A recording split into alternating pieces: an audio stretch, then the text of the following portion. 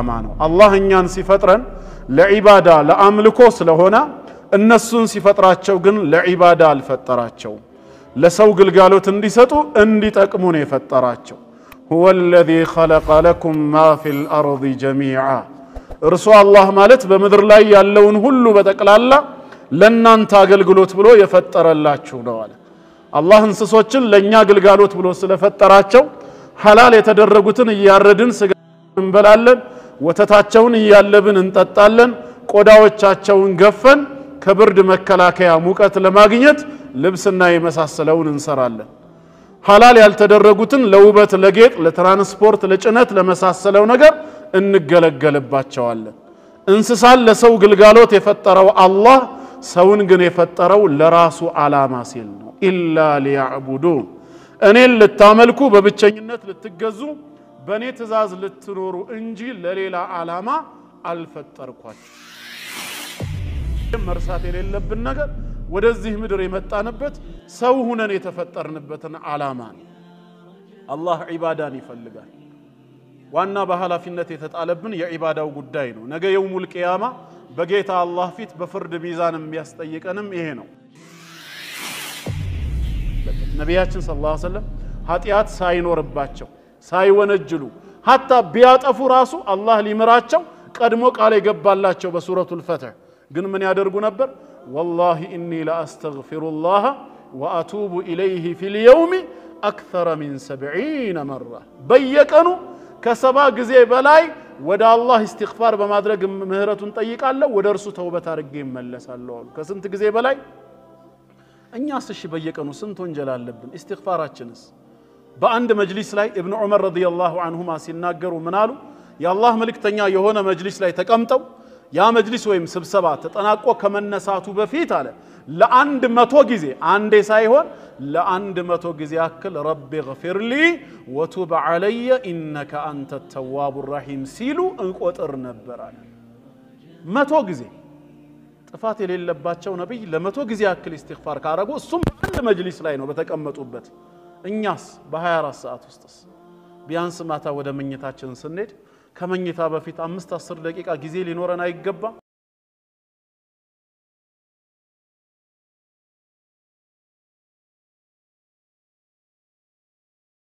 ወደዚህ ምድር የመጣንበት ሰው ሆነን የተፈጠርንበት ዋነኛው ሚስጥር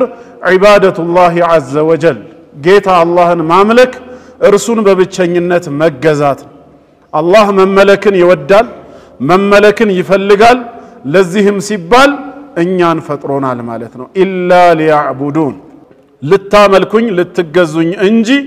ለሌላ ዓላማ አልፈጠርኳችሁም ነው ያለው ከእንስሳ የምንለየው ዋነኛውና አንዱ መለያችን በዚህ ምድር ላይ የተፈጠርንበት ዓላማ ነው ከዛ ውጪ ብዙም የሚለያየን ነገር የለም እኛ ምን ተነፍሰውን አየር እነሱም ይተነፍሳሉ እኛ ምን እንመገበውን መብል ይበላሉ እኛ ምን ጠጣውን መጠጥ ይጠጣሉ ያ የበላነውን የጠጣነውን ከሰዓታት በኋላ በቆሻሻ መልክ ከሰውነታችን እንደምናስወግደው እነሱም ያንኑ ስርዓት ይፈጽማሉ ምንም ልዩነት የለንም ጠዋት የተለያየ አይነት የሥራ ዘርፍ ካለን ለልዩ ልዩ ስራ የምንወጣ የምንሰራ ሰዎች ከሆነን ይሄም ስራ ከነሱ አይለየንም እነሱም ስራ አላቸው ጠዋት ማልደው ይወጣሉ ጓሮ ገብተው የእርሻ አገልግሎት የሚሰጡ አገልግሎት ይሰጣሉ እንደ በሬና አይነቱ ገበያ ወጥተው ቃን እየተጫኑ ከቦታ ወደ ቦታ የሚያመላልሱ እንደ አህያ በቅለዋሉ ሰውንና ቃን ደግሞ በመጫን የትራንስፖርት አገልግሎት የሚሰጡ እንደ ፈረስ እንደ ግመል አይነቶች አሉ ቤትና አካባቢን ከእንግዳና ከሌባ የሚጠብቁ በጥበቃ ስራ ላይ የተሰማሩ ውሾችና መሰሎቻቸው አሉ ማለት ነው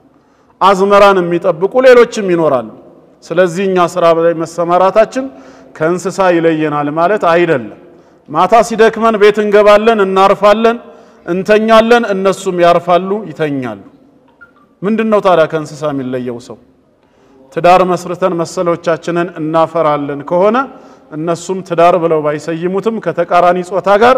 ሰው የሚፈጽመውን ነገር እነሱም ይፈጽማሉ መሰሎቻቸውን ያፈራሉ አንድ ቀን አጀላችን ሲደርስ እንደምንሞተው እንደምንሰናበተው እነሱም ይሞታሉ ማለት ነው ምንድነው ዋናው ልዩነት ከተባለ ግን ወደዚህ ምድር የመጣንበት ሰው ሆነን የተፈጠርንበት ዓላማ ነው አላህ እኛን ሲፈጥረን ለዒባዳ ለአምልኮ ስለሆነ እነሱን ሲፈጥራቸው ግን ለዒባዳ አልፈጠራቸው ለሰው ግልጋሎት እንዲሰጡ እንዲጠቅሙ ነው የፈጠራቸው هو الذي خلق لكم ما في الأرض جميعا እርሱ አላህ ማለት በምድር ላይ ያለውን ሁሉ በተቀላላ ለናንተ አገልግሎት ብሎ የፈጠረላችሁ ነው አለ አላህ እንስሶችን ለኛ ግልጋሎት ብሎ ስለፈጠራቸው ሐላል የተደረጉትን ያረድን ስጋ እንበላለን ወተታቸውን ያለብን እንጠጣለን ቆዳዎቻቸውን ገፈን ከብርድ መከላከያ ሙቀት ለማግኘት ልብስና የመሳሰለውን እንሰራለን ሐላል ያልተደረጉትን ለውበት ለጌጥ ለትራንስፖርት ለጭነት ለመሳሰለው ነገር እንገለገልባቸዋለን እንስሳን ለሰው ግልጋሎት የፈጠረው አላህ ሰውን ግን የፈጠረው ለራሱ ዓላማ ሲል ነው ኢላ ሊያዕቡዱን እኔን ልታመልኩ በብቸኝነት ልትገዙ በኔ ትእዛዝ ልትኖሩ እንጂ ለሌላ ዓላማ አልፈጠርኳችሁም ስለዚህ ሁሌም መርሳት የሌለብን ነገር ወደዚህ ምድር የመጣንበት ሰው ሆነን የተፈጠርንበትን ዓላማ ነው አላህ ዒባዳን ይፈልጋል ዋና በኃላፊነት የተጣለብን የዒባዳው ጉዳይ ነው ነገ የውሙል ቂያማ በጌታ አላህ ፊት በፍርድ ሚዛን የሚያስጠይቀንም ይሄ ነው ዛሬ ሊያሳስበን ሊያስጨንቀን የሚገባው ከተፈጠርንበት ዓላማ ምን ያህሉን ከግብ አድርሰናል አሳክተናል የሚለው ነው ዋቂዑ ተጨባጩ ግን በተቃራኒው ሆነናል አላህ በእኛ ላይ በኃላፊነት የጣለውን ነገር ረስተን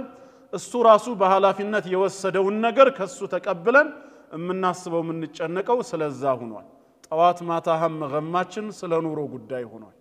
ስለምንበላው ስለምንጠጣው ነው የምንጨነቀው ስለምንለብሰው ስለምንኖረው ቤት ነው ስለ አየሩ ስለ ሰላሙ ነው ሁሌም ጭንቀታችን እነዚህ ሁሉ ግን በአላህ ኃላፊነት ስር የነበሩ ናቸው እኛ እንድንጨነቅበት እንድናስብበት በኃላፊነት ለኛ አልተሰጠንም ለዒባዳ የፈጠረን አላህ ዒባዳውን በአግባቡ ለማከናወን በህይወት መኖር ያስፈልገናል በህይወት እንድንኖር መብል መጠጥ ያስፈልገናል ሰላም ያስፈልገናል ይሄንን ስለሚያውቅ ከአየቱ ቀጥሎ ደግሞ የኔ ኃላፊነት እነሱ ናቸው ብሎን የነገረን ማ ኡሪዱ ሚንሁም ሚን ሪዝቅ እኔ ከናንተ ለራሳችሁም ይሁን ለቤተሰቦቻችሁ ሲሳይን ትችሉ ዘንዳ አልፈልግም አልጠይቃችሁም ወማ ኡሪዱ አን ዩጥዒሙን እኔንም ትመግቡኝ ዘንዳ ከናንተ ምንም የምፈልገው ነገር የለም ይሄ የኔ ኃላፊነት ስለሆነ ኢነላህ ሁወ الرزاق ذو القوة المتين እኔው አላህ ራሴ ሲሳይን ሰጪ የብርቱ ኃይል ባለቤት ነኝ ኃላፊነቱ በኔ ላይ ነው የናንተ ኃላፊነት እኔን መገዛት ነው ያለው እኛ የተጣለብን ኃላፊነት አላህን በምን አይነት መልኩ እናመልከዋለን የሚለው እንጂ እንዴት ኑሯችንን የሰመረ ማድረግ እንችላለን የሚለው አይደለም ይሄ የሱ ኃላፊነት ነው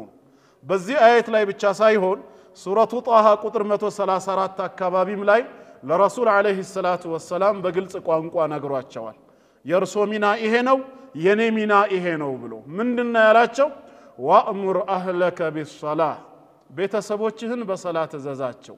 ወስጠቢር عليها በሷም ላይ ጽና ቋሚ ተሰላፊ ሁን ይላል ይሄ ያንተ ኃላፊነት ግዳጅህ ነው ለመስገድና አንተ ሁሌም በህይወት ለመኖር የሪዝቅ ጉዳይ ከሆነ የሚያሳስብህ ላ ነስአሉከ ሪዝቃ በሲሳይ ጉዳይ ለራስህም ሆነ ለቤተሰብህ ትችላቸው ዘንድ እኔ አልጠይቅህም نحن نرزقك እኔው ራሴ ሲሳዩን ሰጣለሁ ወልዓቂበቱ ሊተቅዋ መስጉኒቷ መጨረሻ አኺራ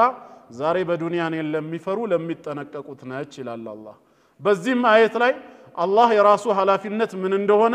የኛም ድርሻ ምን እንደሆነ ነግሮናል የኛ ድርሻ ራሳችንንም ቤተሰቦቻችንንም በሶላት በማዘዝ በዛ ላይ መጽናት ነው የሲሳይ ጉዳይ ከሆነ እሱን አልጠየቅኳችሁም የኔ ኃላፊነት ነው ያለው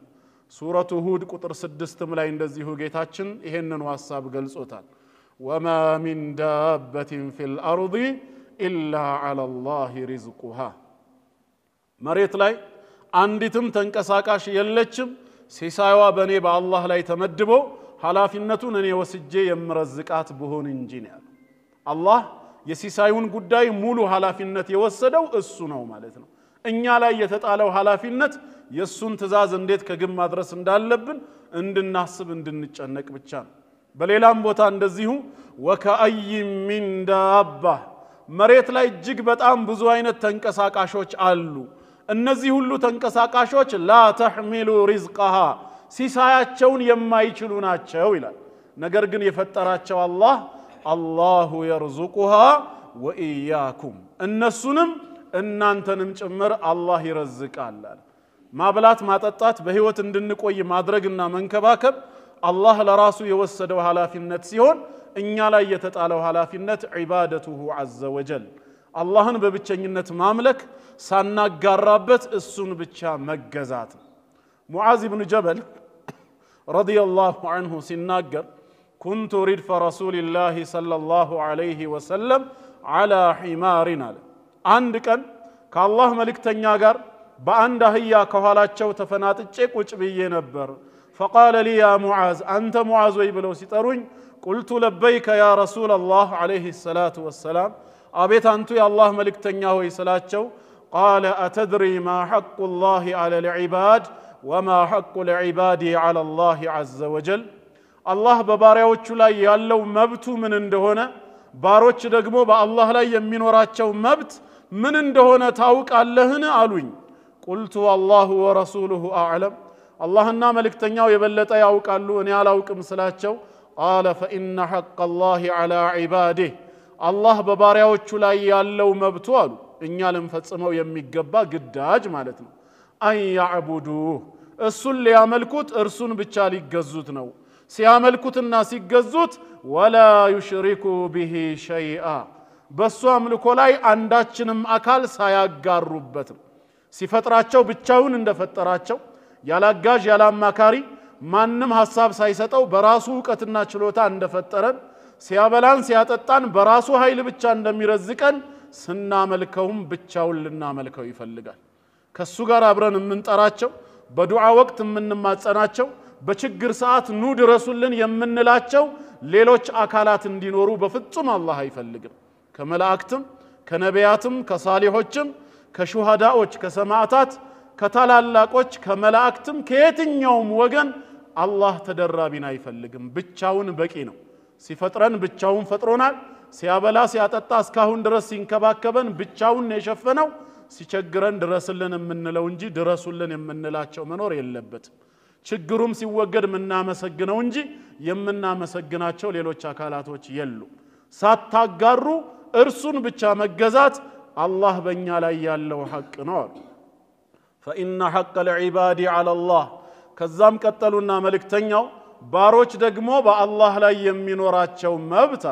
አላህ ለባሪያው አዛኝ ከመሆኑ የተነሳ በራሱ ላይ ዋጅብ ያደረገው ማለት ነው። ማንም ህግ ሳያወጣበት በአላህ ላይ ይሄን መስራት ዋጅብ ነው ብሎ ማንም ሳይደነግግበት እሱ ራሱ ከአዘኔታው የተነሳ ለባሮች መብት ብሎ በራሱ ላይ ዋጅብ ያደረገው أن لا يعذب من لا يشرك به شيئا በሱ አምልኮ ላይ ማንንም ሳያጋራ በተውሂዱ ላይ እንደጸና በላ ኢላሃ ኢላላህ እምነቱ አላህን የተገናኘ የሞተ ባሪያውን በእሳት ላይ ቀጣው ነው። ይሄ የባሮቼ መብት ነው ብሎ አላህ የሰጣቸው ነው ብለው ነገሩት። ይሄንን ሲሰማ ሙዓዝ قلت يا رسول الله عليه الصلاة والسلام أفلا أبشر الناس ታዲያ የዞርኩኝ ሰዎችን አላበስርም እንዴ አለ። በላ ኢላሃ ኢላላህ እምነታችሁ ላይ ከጸናችሁ ሁሌም አላህን ብቻ ከተገዛችሁ በሱ አምልኮ ላይ ማንንም ካላጋራችሁ አላህ ላይ ቀጣችሁ ጀነትን ሊሰጣችሁ መብት አላችሁ ብዬ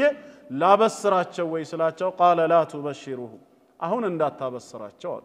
ኢማን በልባቸው ዘልቆ ያልገባበት ያልጠነከሩበት ወቅት ነውና እንዳታበስራቸው። ምክንያቱም በዚህ ምክንያት የጀነት ሰዎች መሆናቸውን ከነገርካቸው ፈየተኪሉ ሌሎች ህግጋትን በመርሳት እሷ ላይ ብቻ ይደገፉና ይሳነፋሉ፣ ወንጀልን ይፈጽሙና ለቅጣት ይዳረጋሉ። አሁን ላይ እንዳትነግራቸው አሉት። فأخبر بها معاذ رضي الله عنه عند موته تأثما لموت አካባቢ ግን ይሄንን ሐዲስ ተናግሮ ተንፍሶ ሞተ። ባይናገር እሱ እንዳወቀው ደብቆት ቢቀር ነገ የውሙል ቂያማ ከሳቸው የሰማውን ባለማስተላለፍ ወንጀል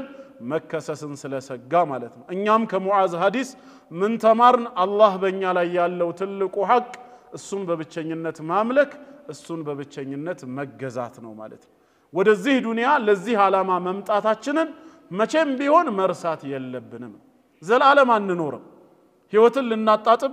አይደለም የመጣ ነው። ነገ ሟቾች ነን። የዱንያ ህይወት የከፋውም የደላውም ያገኘውም ያጣውም በሰላም ባለበት አካባቢ የኖረውም ጦርነት በታመሰበት ስፍራም ያለው አንድ ቀን መሞቱ አይቀርም ኩሉ ነፍሲን ዛኢቀቱል መውት እያንዳንዲቷ ነፍስ ሞትን ቀማሽ ነች ሁሉም ከሞት በታች ነው ከሞት በላይ የሆነ የሞት ፈጣሪ የሆነው አላህ እንጂ ሌላ ማንንም የለም ነው ያለው ነፍስ የተባለ በጠቅላላ ማለት ነው ጂኖች አይቀርላቸው حتى الملائكه መላእክትም ቢሆን አይቀርላቸው በቀንዱ ወይም በጥሩምባው የተነፋ ጊዜ فصعق من في السماوات በሰማይ ውስጥ ያሉ መላእክቶች በድንጋጤ ይወድቃሉ ይሞታሉ ማለት ነው ስለዚህ የማይሞተው የሞት ፈጣሪ የሆነው አንድ አላህ ብቻ ነውና ነፍስ ሁሉ ሞትን ቀማሽ ነች وانما توفون اجوركم የሥራዎቻችሁ ምንዳ በተሟላ መልኩ የሚሰጣችሁ የምትመነዱት የውሙል ቂያማ በእለተ ትንሣኤ ሙታን ሁሉ ከመቃብር በሚቀሰቀሱበት ቀን ነው ታዲያ የዛኔ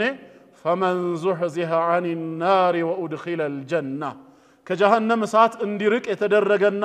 በአላህ ተውፊቅ ጀነት የተገባ ሰው ይላል ጌታችን አላህ ከነሱ ያደርጋል ለጀነት የሚያበቃ ስራ የለንም በራህመቱ ግን አላህ ከጀነት ሰው ይበላል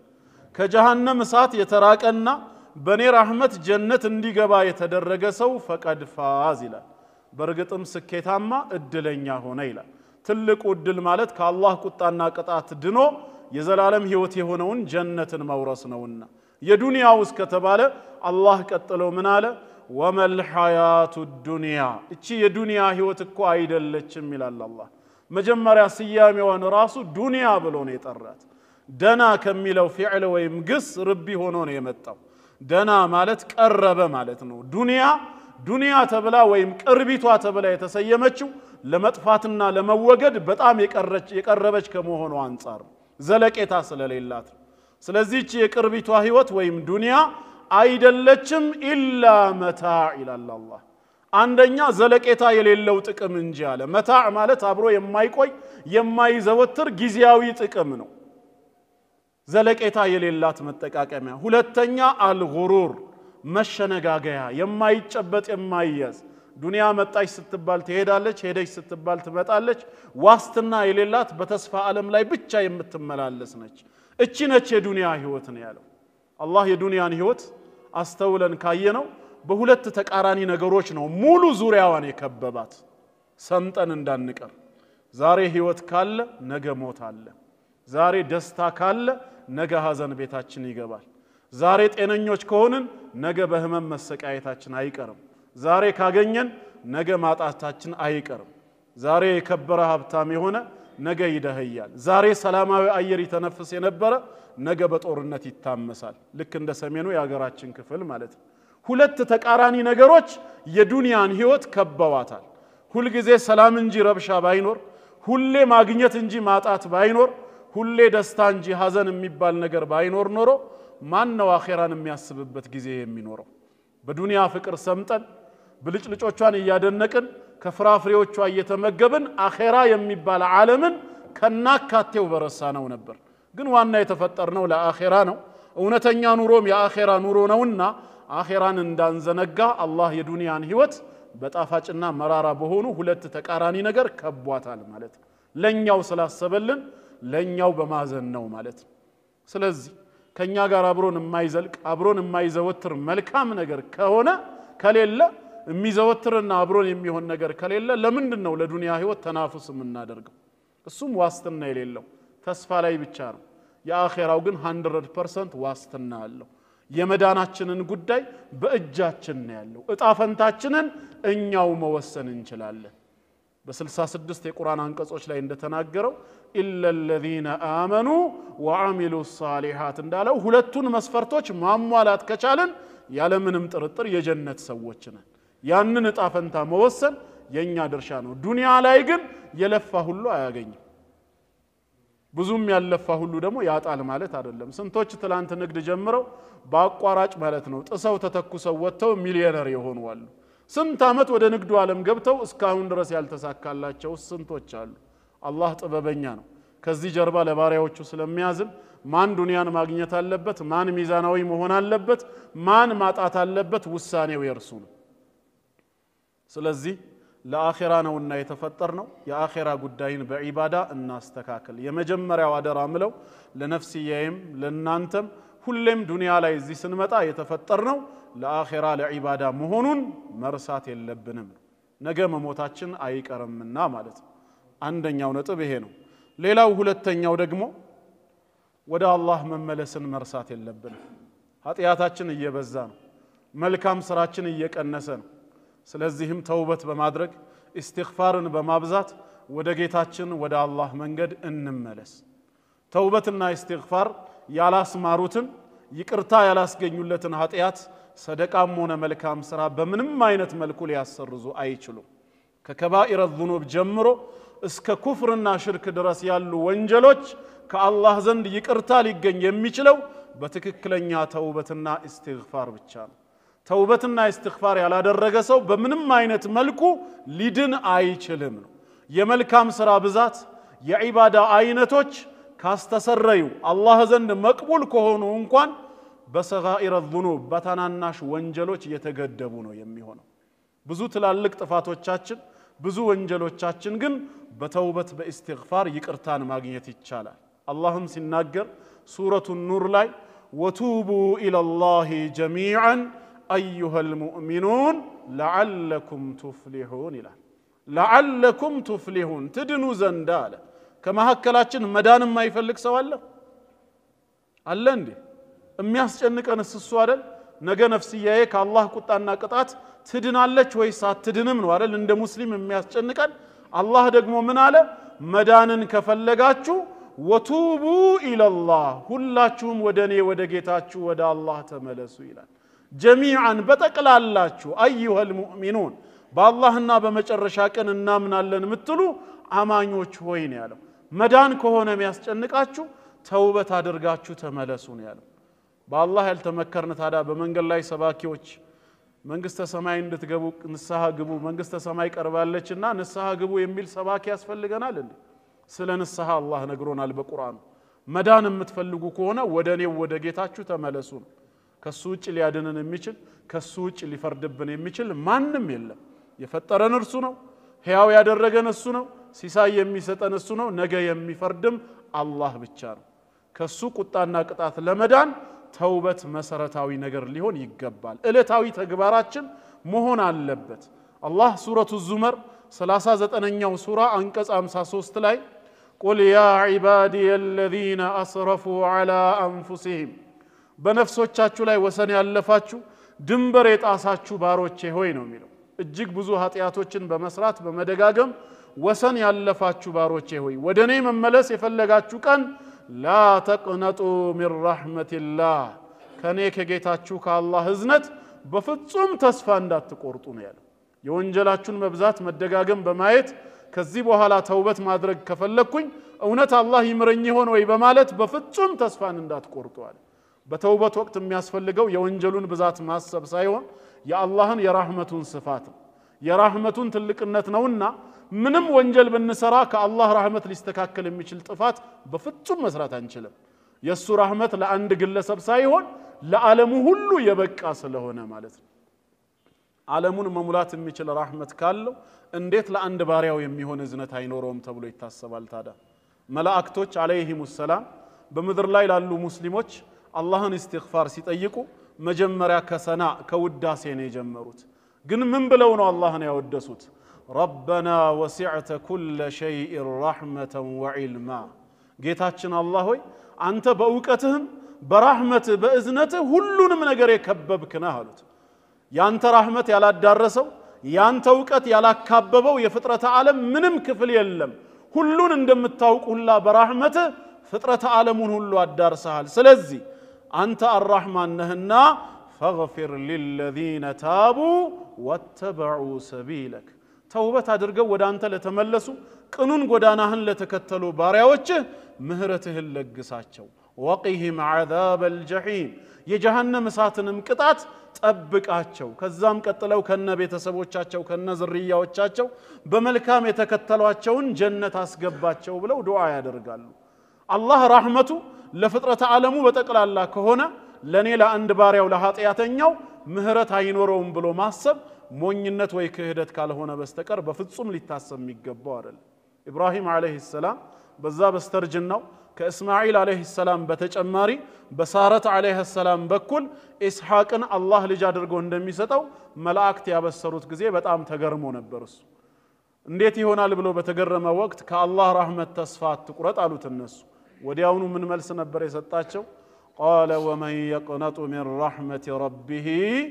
إلا الضالون ጠማሞች ወይም ከሃዲያን ካልሆኑ በስተቀር ማን ነው ከጌታው ረህመት ተስፋ የሚቆርጥ አለ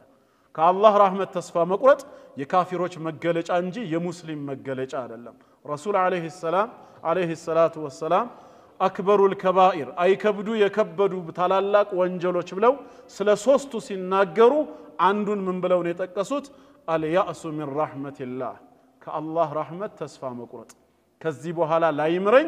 ይችላል የሚል ተስፋ መቁረጥ ከተፈጸመ ወንጀል የበለጠ ሌላ የከፋ ወንጀል ነው በራሱ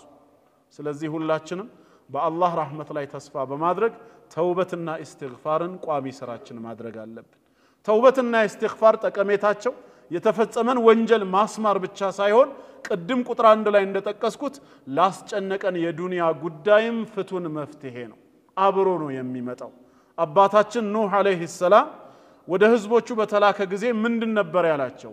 فقلت استغفروا ربكم አለ ጌታችሁን አምላካችሁን አላህን ምህረት ጠይቁ ኢስቲግፋር አብዙ አልኳቸው ለምን انه كان غفارا እሱ ምህረት ሰፊ በጣም የሚምራ አምላክ ነው ይምርላችኋል አለ በመማርም አይገደብም ይሄ ኢስቲግፋር ሌላስ ምን ጥቅም ይዞ ይመጣል يرسل السماء عليكم مدرارا ሰማ ዝናብን ከናንተ ከበላያችሁ የተንቧቧ አድርጎ ያወርድላችኋል አለ የዝናብ መምጣት በኢስቲስቃ ብቻ ሳይሆን በኢስቲግፋር በዛትም መፍትሄ ይሆናል ማለት ነው ዝናብን ከበላያችሁ ያንቧቧላችኋል ሶስተኛስ ወይምዲድኩም ቢአምዋል ወበኒን ንብረቶችና ልጆችንም ይጨምርላችኋል አለ በልጅ ጦት የተቸገረ ወይም ደግሞ አላህ ንብረት እንዲሰጠው ንብረቱን እንዲያሰፋለት ከልቡ የፈለገ ባሪያ ኢስቲግፋር ሰበብ ነው ብሎ ከልቡ አምኖ ቋሚ ስራው ካደረገ ካልጠበቀው ስፍራ ንብረቱ መስፋቱ አይቀርም ከሱ የሚጠበቀው እስኪ ለሞክረው ብሎ መስራቱ ሳይሆን عن صدق ويقين እውነት ነው ብሎ አምኖ እርግጠኛ ሆኖ ይሄ ሰበብ ነው በአላህ ቃል ላይ ተጠቅሷል እኔም ንብረቴና ልጆቼ እንዲበዙልኝ ኢስቲግፋር ነው ብሎ ዋና ስራው ካደረገ ያለምንም ጥርጥር ያገኛል ረሱል አለይሂ ሰላቱ ወሰላም በሐዲሳቸው من لزم الاستغفار استغفارን ቋሚ ስራው ያደረገ ይላል እለታዊ ተግባሩ ያደረገ ሰው ምን ያገኛል አላህ ኃጢያቱን ይቅር ይለዋል ብቻ አይደለም جعل الله له من كل ضيق مخرجا ለጨነቀው ነገር ሁሉ መውጫ ቀዳዳን አላህ ያበጅለታል ومن كل هم فرجا ላሳሰበው ነገር ሁሉ ፍቱን መፍትሄን ያቀርብለታል ورزقه من حيث لا يحتسب ካላሰበው ካልጠበቀው ስፍራ ሲሳይን ይሰጠዋል አሉ ይሄ ሁሉ ምን ላደረገ ነው ኢስቲግፋርን ቋሚ ስራው ላደረገ በተለይ ትላንት ከትላንት ወዲያ በፊት የፈጸማቸውን ወንጀሎችን ባስታወሰ ቁጥር ከዚህ ወንጀሉ ጋር ነገ ጌታ አላህን ፊት ለፊት የሚገናኝ መሆኑ በታላቁ ጌታው ፊት እንደሚቆም ፊት ለፊቱ እንደሚጠየቅ ባሰበ ሰዓት ጌታዬ ሆይ ይሄን ኃጢያቴን ማረኝ ጥፋተኛ መሆኔን አምኛለሁ ካንተ ውጪ ኃጢያትን የሚምር ሌላ የለምና እባክህ ማረኝ ብሎ ከልቡ ወደ አላህ ከተመለሰ ወንጀሉ ተከምሮ ሰማይ ጣራ ቢደርስም አላህ ይቅር ባይ ጌታ ይህንን ጌታችን አላህ ሐዲሱል ቁድሲይም ላይ ራሱ ነግሮናል የብነ አደም የአደም ልጅ ሆይ ይላል ለው በለገት ذنوبك عنان السماء ወንጀሎች ተከምረው ላይ ዳመና ጫፍ ላይ ቢደርሱ ይላል ከመሬት ተነስቶ ተቆልሎ ዳመና ጫፍ ላይ ቢደርሱ ثم استغفرتني ከዛም ጥፋተኛ መሆንህን አምነህ ከመሞትህ በፊት ጌታዬ ሆይ ማረኝ ብለህ ከጠየቅከኝ غفرت لك ولا أبالي ሰማይ ዳመና ጫፍ ድረስ የደረሱት ወንጀሎችህ ምንም ሳይመስለኝ አንተ በአንድ ጀንበር በአንድ ሌሊት እኔን ይቅርታ ስለጠየቅክ ብቻ ሙሉን ኃጢያትህን ይቅርታ አደርግልሃለሁ ይላል አላህ ሲፈጥረን ወንጀለኞች እንደሆነን ያውቃል ከወንጀል በኋላ ያለውን ኢስቲግፋር ግን መስማትና እኛን መማር ይወዳል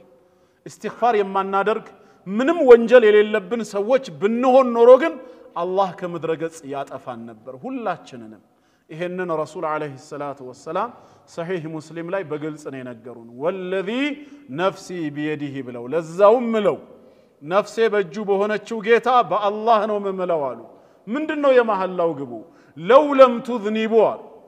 በአላህ ይሁንብኝ አላህ እናንተን ይቅር ይላችሁ ይምራችሁ ዘንድ ምንም ወንጀል ባትሰሩ ኖሮ ይቅርታውን የሚገልጽበት ረህመቱን በተግባር የሚገልጽበት ምንም ጥፋት ባይኖርባችሁ ኖሮ አላህ ይወዳችሁ ነበር አላሉንም ለذهب الله بكم ሁላችሁንም አላህ ከምድር ገጽ ያጠፋችሁ ነበር እሱ ይቅርታውን ይገልጽ ምህረቱን ለእናንተ ያሳይ ዘንድ ምንም የሰራችሁት ጥፋት ባይኖርባችሁ ኖሮ ከምድር ገጽ ያጠፋችሁ ነበር ከዛስ ወለጃአ بقوم يذنبون የሚያጠፉ በወንጀል ባህር የሚጨማለቁ ባሪያዎቹን ይፈጠር ነበር ወንጀሉን ፈልጎት አይደለም ኃጢያትን ስለሚወድ አይደለም ከዛ በኋላ ያለውን ለመግለጽ እንዲህ አይነት ኃጢያተኛ ባሮቹን ይፈጥርና ثم يستغفرونه فيغفر الله ወንጀለኛ ነን ብለው ሲጠይቁት ሲማጸኑት ይምራቸው ዘንድ አሉ አላህ ኢስቲግፋርን ይወዳል ማለት ነው አደምና ዘሮቹን ሲፈጥራቸው ጥፋተኞች መሆናችንን አላህ እያወቀ ነው የፈጠረው ነገር ግን የሚፈልገው ምንድነው በጥፋት መዘውተራችንን ሳይሆን በተውበት ወደርሱ መመለሳችንን በአሁን ሰዓት ሁላችንም በህይወት ያለነው በጤና የምንገኘው የሰራነው መልካም ስራ ከወንጀላችን ስለበዛ አይደለም አላህ ከቁጣው በፊት ትግስቱ ስለቀደመ ከቅጣቱ በፊት ምህረቱ ስላሸነፈ ብቻ ኢነ ረህመቲ ሰበቀት አው ገለበት ገደቢ ብሏል የኔ ረህመት ቁጣዬ ቀድማለች አሸንፋለች ብሏል እንደ ወንጀላችንማ ቢሆን ኖሮ በዚህ ምድር ላይ አንድ ተንቀሳቃሽ ፍጡር መኖር አልነበረበት ይሄንን እውነታ የሚነግረን ማን ነው አላህ ነው ሱረቱ ፋጢር 45ኛው አየት የመጨረሻው መዝጊያው ላይ ምንድነው ያለው ወለው يؤاخذ الله الناس بما كسبوا ይላል እኔ አላህ ሰዎችን በሰሩት ወንጀል ምክንያት ወዲያውኑ በቅጣት የሚይዛቸው አምላክ በሆን ኖሮ አለ እንዲህ አይነት ሙዓመላ ምድር ላይ እንዳለው ስርዓት ከናንተ ጋር ባደርግ ኖሮ ይያለ ነው ህግና ስርዓት ስንተላለፍ የህግ አካላቶች ካዩን በዝምታ ያልፉንም በቁጥጥር ስር ነው የሚያደርጉን በ24 ሰዓት በ48 ሰዓት ነው ፍርድ ቤት የምንቀርበው ፋይል የሚከፈተው ከወንጀላችን ጋር ተመጣጣኝ ውሳኔ የሚተላለፈው ይሄን አይነት ስራ እኔ ብሰራ ኖሮ ነው ያለው አላህ በሰራችሁት ወንጀል ምክንያት ወዲያውኑ በቅጣት ቢይዛችሁ ኖሮ አለ ያያል ይሰማል ያውቃል የፈለገውን ማድረግ ይችላል ልክ ወንጀል ሲሰሩ ከሰራችሁት ወንጀል ጋራ ተመጣጣኝ ቅጣት ወዲያው በሰጣችሁ ምንድን ነበር ይከሰታል ያለው የዓለም ህዝብ ቁጥሩ ወደ 500 ሚሊዮን ዝቅ ይላል ነው ያለው ነው እንዴ እንደነ ሞሳድ ፍላጎት ወይ እንደ CIA لا ما ترك على ظهرها من دابة የመሬት ወለል ላይ ተንቀሳቃሽ የሚባል አንድ ፍጥረትን አልተውም ነበር አለ ሁላችሁም ከምድር ገጽ ተጠፉ ነበር የናንተ ወንጀል ጥፋትና ቅጣቱ ከራሳችሁ አልፎ ለእንስሳት ሁሉ ይተርፍ ነበር እነሱም በእኛ ወንጀል ምን ይሆኑ ነበር በጠፉ ነበር አንድ ዳባ በአራት እግሩ የሚንቀሳቀስ አንድ ፍጡር ምድር ላይ አይኖርም ነበር ግን የሰው ቁጥር ሲታይ በየጊዜው እየጨመረ እንጂ እየቀነሰ አልመጣም የዓለም ህዝብ ወደ 8 ቢሊዮን ሲጠጋ እንጂ ሲቀንስ አላየንም ምንድነው ይሄ ምክንያቱ አላህ እጅግ ታጋሽ ጌታ ነው መሐሪ አምላክ ነው 1000 ጊዜ እንኳን ብናጠፋ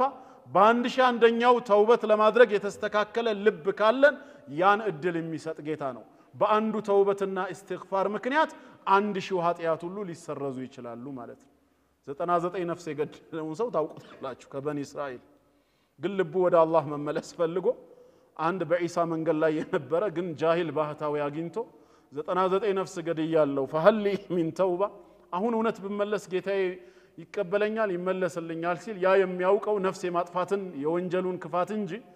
ተውበት የማድረግን የምህረቱን ስፋት ስላልነበር ምንም ተስፋ የለህም ማለት ተስፋ ከሌለኝማ አንተስ ምን ተሰራለህ ብሎ ራሱን መቶኛ ያደረገው ግን አሁንም ውስጡ ቅሬታ አለው መመለስ ይፈልጋል አላህም ሊምረው ፈልጓል ይሄን ሰው ሌላ አንድ ዓሊም አገናኙት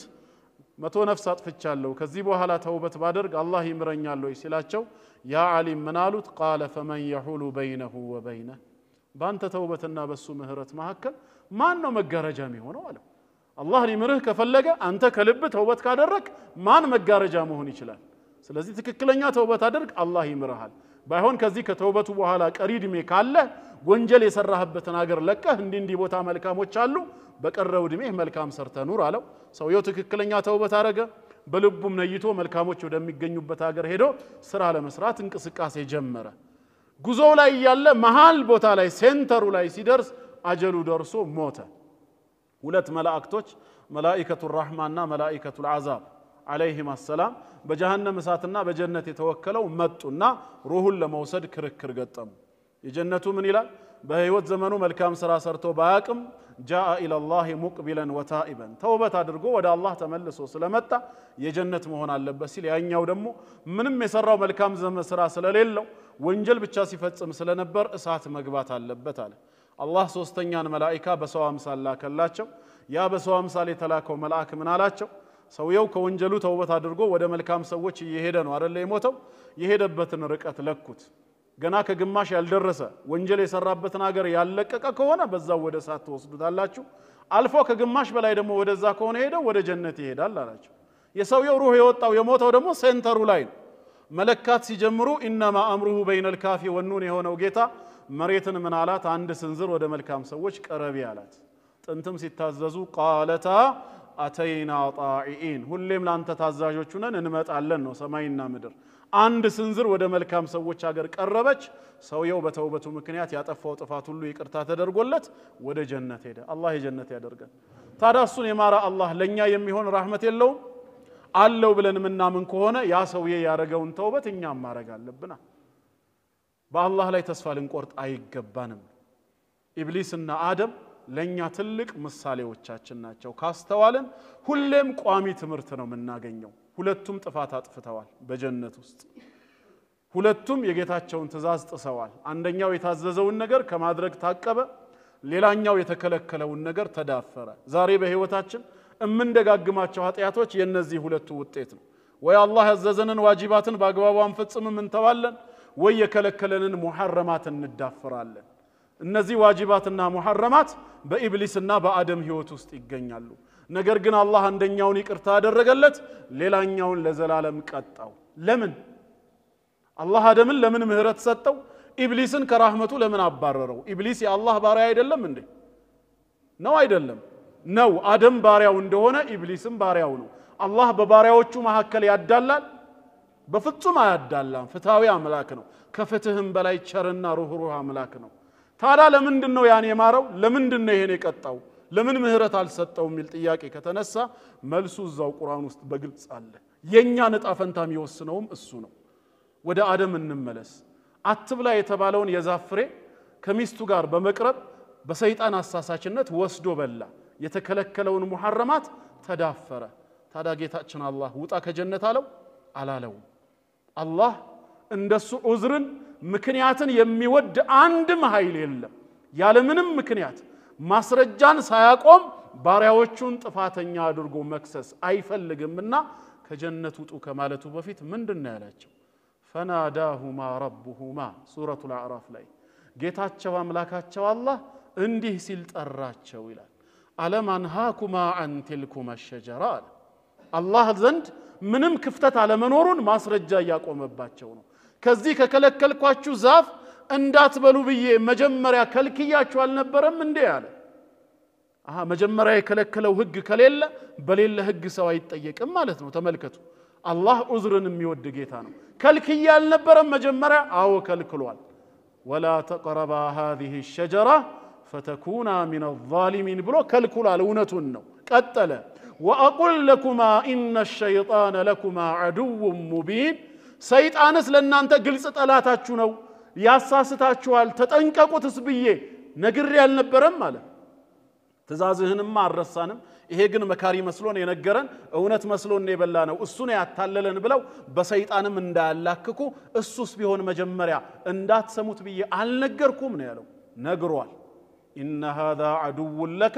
ولزوجك فلا يخرجنكما من الجنه فتشقى ብሎታል ይሄ ሰይጣን ላንተም ለሚስትህም ጠላት ነው ከጀነት እንድትወጡ ምክንያት አይሆናችሁ አለበዛ ተለፋለህ ነው ነግሮ ነበር ስለዚህ በኔ በኩል ሁጃው ተሟልቷል አለ ጌታ አላህ እሱ ላይ ምናቀርብበት ምንም ክስ አይኖርም ማለት ነው ታዲያ ይሄን ሁሉ ብዬ ከሆነ ለምንድነው እሺ ያጠፋችሁት አለ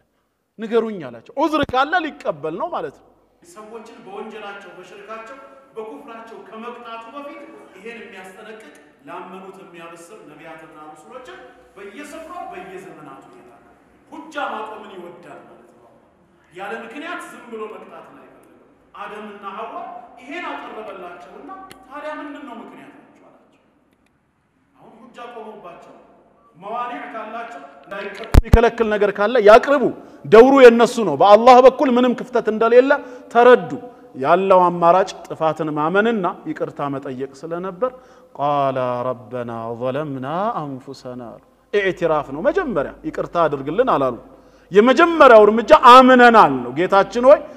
አንተን ማን ነው እኛ ነፍስያችንን በመበደላችን ያንተን ህግ በመጣሳችን አምነናል ጥፋተኛው እኛ ነን አሉ አንተ ስለቀደርክብን ነው ብለው በቀዳው ለቀድር አላሳበቡም ኢብሊስ ነው ያሳሳተን ብለው በሱም አላላከኩም እኛው ነን ጥፋተኛ አምነናል ያመነ ሰው ደግሞ ለቅጣት ነውና ተላልፎ የሚሰጠው ያለው አማራጭ ይቅርታ ስለሆነ ቀጥለው ምን አሉ فإن لم تغفر لنا لنيا باتمرلن وترحمنا باتازنلن لنكونن من الخاسرين زل عالم كم يكسروت እንሆናለንና እባክህ ማረን ይቅርታ አድርግልን ያሉት እኛም ይሄንን መንሃጅ ተከትለን አደምና ሐዋ እንዲያጠፉት እኛም ስናጠፋ ጥፋቱ የኛ መሆኑን አምነን ተቀበለን አላህን ይቅርታ አድርግልን ካልነው አደምና ሐዋን ይቅር ያለው ጌታ አይለንም እንዴ ይለናል እነሱ ስላመኑ ይቅርታ ስለጠየቁ ማራቸው ወደ ኢብሊስ ደግሞ እንምጣ ኢብሊስ አድርግ የተባለውን ትእዛዝን የጣሰው እንደነሱ የተከለከለውን አይደለም የተዳፈረው ከመላእክት ጋር ሆኖ ለአደም የአክብሮትን ስግደት እንዲሰግድ ታዞ ነበር አይደለም አልሰግድም ማለት ግን አላህ አልሰግድም ስላለ ውጣ ከጀነት አለው እንደሱንስ አላለው መጀመሪያ አሁንም ያን የተለመደውን የቸርነት ዑዝሩን የጠየቀው قال يا ابليس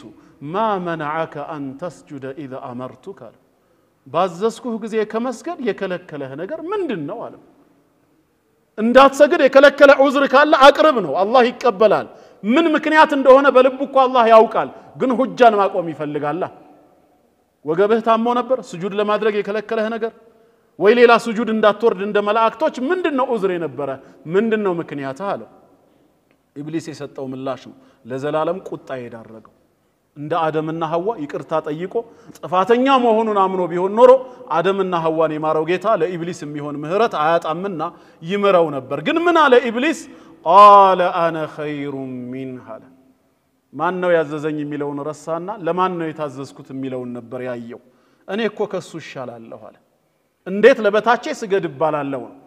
የአደምን ማንነት ነው ያየው እንዲሰግድ ያዘዘኝ ማን ነው የሚለውን ግን አላስተዋለም ማለት ነው እኔ ከሱ ይሻላለሁ ኢላው ምክንያቱ ምንድነው خلقتني من نار وخلقته من طين እኔን ከእሳት ነው የፈጠርከኝ እሱን ከጭቃ ነው የፈጠርከው እሳት ከጭቃ የተሻለ ፍጥረት ከሆነ ለበታቼ እንዴት እሰግዳለሁ ትቢት ማለት ነው إلا إبليس أبى واستكبر ያለው በዚህ ምክንያት ነው ያ ኢባ እና ኢስቲክባሩ ነው ወካነ من الكافرين ከካሃዲያን ጎራ ይመደበው እንጂ አደሙ ሱጁዲሂ ሱጁድ አለመውረዱማ ኩፍር አይደለም ማዕሲያ ነው ወንጀል ነው ነገር ግን ያለ መውረዱ ምክንያት ኩራት ከሆነ ትቢት ከሆነ ቀጥታ ከእምነት አጥር ያስወጣዋል ዛሬም ዑለማኡል ኢስላም ታሪኩ ሰላት የማይሰግድ ላይ ሁክሙ ምንድነው ሲባል ለሁለት የተخلፉት መስደሩ ይሄ በመሆኑ ነው ሰውየው ሰላት ዋጅብ መሆኑን አምኖ ተቀብሎ ባለመስገዱ ወንጀለኛ መሆኑን አምኖ አላህ ዘንድ እንደሚቀጣ ኢቅራር ካረጋ አለመስገዱ ትንሹ ኩፍር እንጂ ትልቁ አይደለም ከኢስላም አያስወጣውም ይላሉ ሌሎቹም ያስወጣዋል የሚሉ ከመኖራቸው ጋር ምን ለማለት ነው የኢብሊስ አመጽ ትልቁ ወንጀሉ ለአደም አለመስገዱ ሳይሆን እንዳይሰግድ የገፋፋው ነገር ኩራትና ትቢት መሆኑ ነው አደምና ሐዋ ሄደው እንዲበሉ ያደረጋቸው ነገር ማን አለብኝነት አይደለም አላህ ምን ያመጣል አይደለም ሻህዋ ነው ስሜት ነው ይሄው ስሜት ስለሆነ መጨረሻ አመኑ ይቅርታ ጠየቁ እሱ ግን ኩራት ስለሆነ የተውበት በሩ ምን ሆነበት ተዘጋበት ዛሬ እኛ ደግሞ የአደም ልጆች ኢብሊስ የፈጸመውንም አደምና ሐዋ የሰሩትንም እየሰራን ነው ኢብሊስ የፈጸመውን በእኛ ላይ ዋጅብ የሆነውን ስንት የተውናቸው አሉ አደምና ሐዋ የፈጸሙትን ሙሐረማት የሆኑ ስንት የተዳፈርናቸው አሉ እጣ ፈንታችን ታዳ የኢብሊስ ይሁን ወይስ የአደምና ሐዋ የቱን ነው የምንፈልገው የአደምና ሐዋ ካለን ምንድን ነበር እነሱ ያረጉ በቃ ይሄ ነው ትምርቱ ጥፋተኛ መሆናቸውን አመኑ ከዛ በኋላ ፈኢለም ተግፊር ለና ብለው ይቅርታ ጠየቁ እኛም እንመን እንቀበል ወንጀለኞች ነን እስካሁን በህይወት ያለነው በራህመቱ እንጂ በእኛ ስራ አይደለም ኢቅራር ማድረግ አለብን ከዛ የቀረው እጅ አንስቶ ማረን ብለው መጠየቅ ሰይዱል ኢስቲግፋር ተብሎ የሚጠራውን ታቁታላችሁ ከአንድ ደቂቃ የማይዘለው ነገር ግን የጀነት ዋስትና የተሰጠው በአንድ ቀን ውስጥ ስንት ደቂቃ ነው ያለው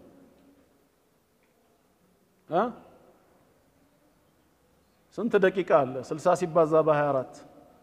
1440 ደቂቃዎች አሉ ከ1440 ደቂቃ ውስጥ አንድ ደቂቃ እናጣለን ሼም ነው አይደል እንደዛም ብለን ከተናገርን እቺን አንድ ደቂቃ በእለታዊነት ለጌታው ለአላህ የሚሰጥ ሰው ጀነት ተብሎ ዋስተበል ተገብቶለታል አንፈልግም አላህ ይወፍቀን አቀለል ነው በጣም በአንድ ደቂቃ እንዴት ጀነት ይገባል ነብያችን ሰለላሁ ዐለይሂ ወሰለም አቅልለው ካመጡልን እኛ ምን ጨነቀን ስራው ላይ መገኘቱ ነው ዋና የሚፈልገው እሷንም አንድ ደቂቃ በአንድ ያልተባልንም 30 ሰከንዱን በጣዋቱ ክፍለ ጊዜ 30 ሰከንዱን በማታው ክፍለ ጊዜ አድርጉትና በድምሩ አንድ ደቂቃ ለጌታችሁ ስጡ ጀነት ትገባላችሁ አሉ የቱጋ ሰሂሁ ትርሚዚ ላይ ነብያችን ሰለላሁ ዐለይሂ ወሰለም ምን አሉ اللهم أنت ربي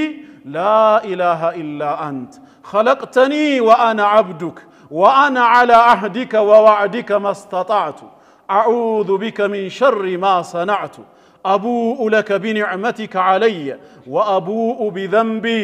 فاغفر لي فإنه لا يغفر الذنوب إلا أنت ይሄንን ተናገሩና ቀጥለው ምንድነው ያሉት ይው ግማሽ ደቂቃ ማይሞላው ማለት ነው فمن قالها من النهار موقنا بها በቀኑ ክፍለ ጊዜ በሷ እርግጠኛ ሆኖ በመታመላክተው ነገር ከልቡ የተናገራት ሰው አሉ فمات من يومه قبل أن يمسي ታዲያ በዛው ቀን ከማምሸቱ በፊት ቢሞት አሉ فهو من أهل الجنة ሰውየው የጀነት ነው አሉ ومن قالها من الليل موقنا بها በሌሊቱም ክፍለ ጊዜ አንድ ጊዜ በሷ እርግጠኛ ሆኖ እቺን ኢስቲግፋር ያለ ሰው فمات من ليلته قبل أن يصبح فجر ከመድረሱ በፊት በዛ ሌሊት ቢሞት فهو من أهل الجنة የጀነት ነው በቀን አንዴ በማታ አንዴ እለታዊ ስራዬ ነው ብሎ እቺን ኢስቲግፋር የሚል ሰው የሞተበት ሰዓት ላይ ይሙት እሱ ግን የምንድነው አላህ ይወፈቀን ታዲያ ለምንድነው ማንሰራው በየትኛውም ጊዜ ሐኪም ያዘዘልህ ክኒን ከሆነስ በስኳር በሽታ ተጠቅተ ወይ ኮሮና ወይ ሌላ አንተ መጠላው በሽታ ሆኖ በቀን 3 ጊዜ ከቁርስ ከምሳ ከራት በኋላ ውሰደው ብትባል በፍጹም ክኒኑ እስኪያልቅ ድረስ አታቋርጥም አይደል ለምን ጤና ነዋ ከጤና የሚበልጥ ምን አለ hatta ረስተ ወደ ሱቅ ሄደ ጣዋት ቁርስ በልተ ክኒን እንደረሳ ትዝ ካለ በራይድም 300 ብር ቢሆን ከፍለት አስመጣዋለህ ጤና ነው ይሄ ደግሞ ከጤና በላይ ጀነት ነው ክኒኑን ካልወሰድክ ትሞታለህ ጤና ይቃወሳል ማን አለ የአንድ ክኒን መረሳት ህይወትህን አያቃውሰው ይሄ ግን ዋስትና ተሰጥቷል እለታዊ ስራ አድርገህ ከያዝክ اللهم انت ربي املاك يا الله ሆይ አንተ የኔ ጌታ ነህ خلقتني فطرهኛል وانا عبدك እኔ ያንተ ባሪያህ ነኝ وانا على عهدك ገና በአደም ጀርባ ላይ ያለሁኝ ቃል ያስገባኸኝን ለመፈጸም እጥራለሁ ምን አለስቱ بربكم ሲለን قالوا بلا ብለን መልሰናል ያንን አህድ በዚህ ዱንያ ላይ ይሄው ለመተግበር ጥረት ነኝ ووعدك እንዲሁም የተስፋ ቃል ኪዳንን ቃል የገባህልኝን አንተን ካመለኩ ካላጋራሁብ ጀነት የምትሰጠኝን ተስፋ በመያዝ መላለሳለሁ ማስተጣዕቱ የቻልኩትን ያህል اعوذ بك من شر ما صنعت እኔ ከሰራኋቸው መጥፎ ነገሮች ሁሉ ቅጣቱ በዱንያም በአኺራም በቀብርም ወደኔ እንዳይመጣ ባንተው ተጠበቃለሁ ዳግም እንዳልሰራም ያንተን ጥበቃሻለሁ አቡኡ ለከ بنعمتك علي አንተ በኔ ላይ ያዋልካቸውን ጸጋዎች ሁሉ አምኜ ተቀብያለሁ አልክድም ወአቡኡ بذنبي محل الشاهد እዚህ ጋር ኃጢያተኛ ወንጀለኛ መሆኔንም አምኜ ተቀብያለሁ ነው ማመን አለብን ስለዚህ فاغفر لي እባክህ ይቅርታ አድርግልኝ ማረኝ فانه لا يغفر الذنوب الا انت ካንተ በስተቀር ወንጀልን የሚምር ማንንም የለም ነው ይሄንን ጣዋት አንዴ ማታ አንዴ ማለት እንዴት ያቅተናል ቋሚ ስራችን ማድረግ አለብን ሌላ አንድ ኢስቲግፋር ደሞ አለ ቃል የተገባለት ይሄን ኢስቲግፋር ከልቡ ያለ ሰው የፈጸመው ወንጀል ሙስሊሞችን ለጠላት አጋልጦ ከጦር ሜዳ ጀርባ ሰጥቶ የሸሸ እንኳን ቢሆን ይማራል ነው ያሉት التولي يوم الزحف የፍጥጫ ቀን ጀርባ ሰጥቶ መሾሽ ከሰባቱ ትላልቅ ወንጀላቶች አንዱ ነው ተብሏል ይሄ ሰው የሰራው ወንጀል እዛ ደረጃ እንኳን ቢደርስ በዚህ استغفار ሰበብ አላህ ይቅርታ ያደርግለታል صحيح البخاري ላይ أستغفر الله العظيم الذي لا إله إلا هو الحي القيوم وأتوب إليه إتشن يا سو الله ኃጢአቱን ይምረዋል حطت عنه خطاياه ولو فر من الزحف ከፍጥጫ ቀን ጀርባ ሰጥቶ እንኳን ቢሸሻሉ أستغفر الله العظيم ታላቁ ጌታዬን አላህን ምህረት ጠይቀዋለሁ الذي لا إله إلا هو يا ከሱ በስተቀር በእውነት የሚመለክ አምላክ የሌለበት የሆነውን ጌታ الحي القيوم ሁሉም ይያውና ራሱን ቻይ የሆነ አምላክ وأتوب إليه በመጸጸትም ወደ እርሱ